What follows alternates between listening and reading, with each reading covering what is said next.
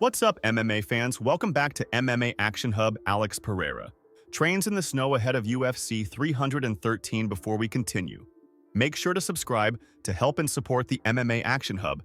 As UFC 313 approaches, Alex Periera is leaving no stone unturned in his preparation for his title defense against Magomed Ankalaev. A recent video showcases Periera training in the snow, an unusual yet intense way to push his endurance and resilience. Under the guidance of Glover Teixeira, Periera is sharpening his wrestling and grappling skills, areas that have been questioned in the past.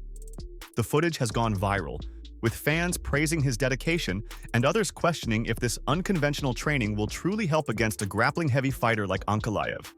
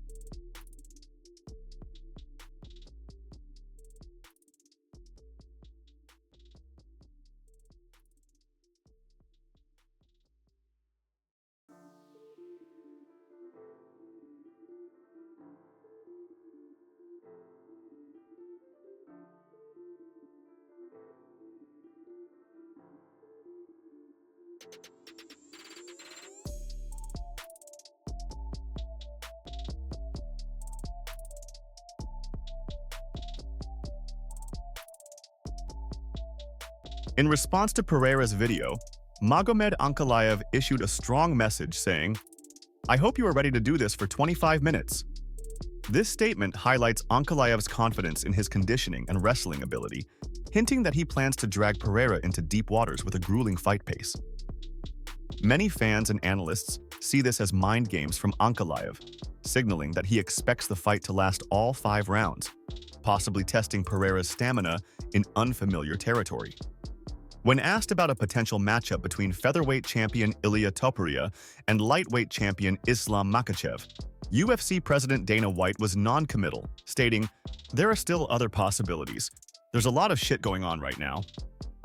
White's response suggests that while the fight is intriguing, there are many moving parts within both divisions, making it uncertain whether the UFC will book this super fight in the near future.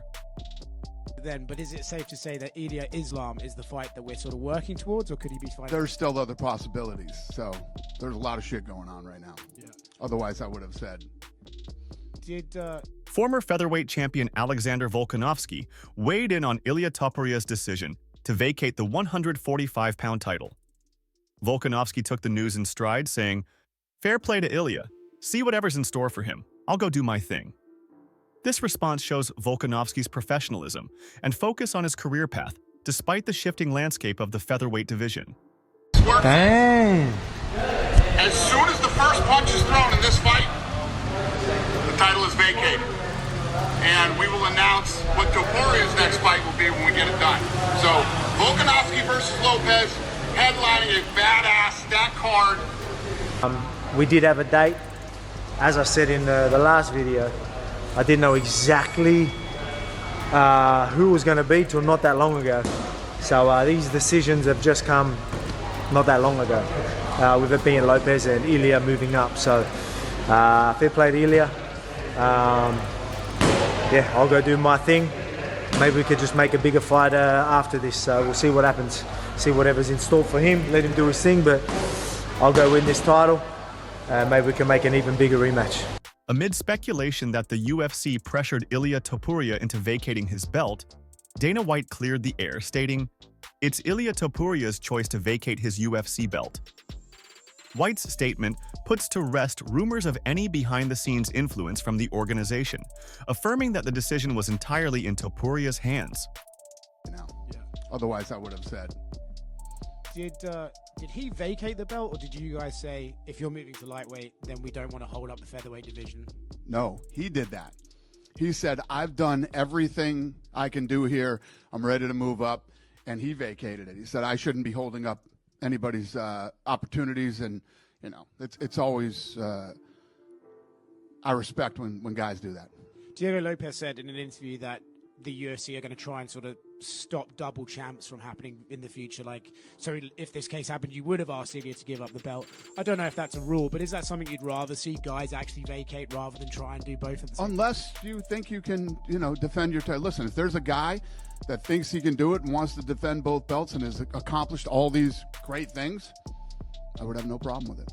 When questioned about a possible rematch between Sean O'Malley and MERAB Dvalishvili, Dana White confirmed interest from both sides, saying, "They want to fight each other, and I think people want to see it."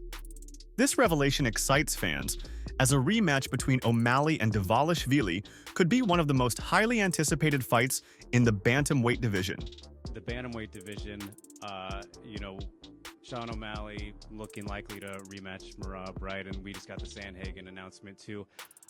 I'm kind of curious how that matchmaking came to be. Was the idea always, again, I don't think the O'Malley one is official yet, right? But we're leaning towards that. How did we get there with so many different options? I think for Sean O'Malley, we could have done maybe an Aldo possibility. There's, especially with him, so many options. How did the bantamweight division shake? They want to fight each other. I think people want to see it. In a surprising turn of events, Paddy Pimblett has put an end to his feud with lightweight veteran Dustin Poirier. Pimblett clarified his stance, stating, "I don't feel disrespected. I understand what he is saying. Legends only. I'm not a legend." He also took a shot at those who retire early, saying, "Why retire after one fight? Stop being a bitch arse and fight a contract out." Pimblett's comments show maturity in understanding Poirier's status while still maintaining his outspoken personality. Nate putting up like Paddy, a pussy, he beat you. Legendary shit that, you know, everyone loves Nate Diaz. I don't feel disrespected. I understand what he's saying, legends only. I'm not a legend, and you could earn more money on a pay-per-view fighting someone else, but why would he retire after one fight, lad? Stop being a bitch ass, you know what I mean? Fight your contract out, have a few fights. Just had a good fight with Islam, you know what I mean? And then Chandler put a tweet up, which is funny. I think he was taking the piss out of Dustin, saying, scared to fight Patty. But Featherweight fighter Bryce Mitchell recently made headlines for his unique views on Earth's rotation. Using a sketch, Mitchell attempted to explain why he believes the Earth does not rotate, saying, "If you don't understand the geometry of spheres and circles, that's gonna go right over your head." His comments have sparked discussions and debates, with many dismissing his claims while others find them entertaining. Dude, I'm not stupid. Let me tell you what I mean. Here is a picture of the circle of the Earth, supposedly, if you believe in a globe. And the red circle is the helicopter.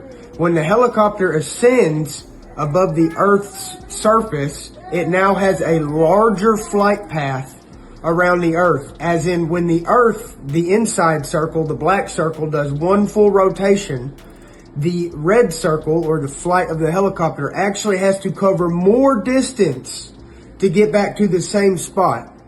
That's what I meant, okay? If you don't understand geometry of spheres and circles, that's going to go right over your head. But what I said makes perfect sense. And I'm actually a lot smarter than a lot of y'all think. Some of y'all can't even keep up with me. That's the sad part. This is basic geometry. Some of y'all might not be able to understand what I'm saying. But God bless you. And keep doing your own research, because there is no proof that the Earth rotates. So, okay, I'll say this. When I got to the UFC, right? I got to the UFC, I never chased the belt. I stand on that. I never chased the belt. I expected it. I expected to be champion. I expected to get to this point that I wanted to get to because of the work that I put in and my belief in myself, my mindset. I knew with everything that I was going to do, I was going to get there. I expected it. After the DDP fight, I remember just thinking like, oh, well, cool. It'll come around. You know, I don't have to chase it. I know it'll come around because I expect it. I just know it will. But now after this fight, I'm kind of just like, you know what? I'm not expecting anything. I'm not expecting to be the champ again. Like I said, if what I've done in this game doesn't make me happy already, then what will? So I'm not expecting it. If it comes, I'll take it with both hands.